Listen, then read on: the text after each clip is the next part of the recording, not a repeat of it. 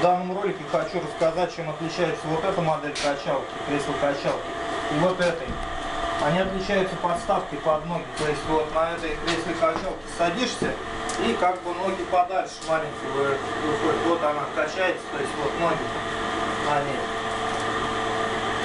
Выключай.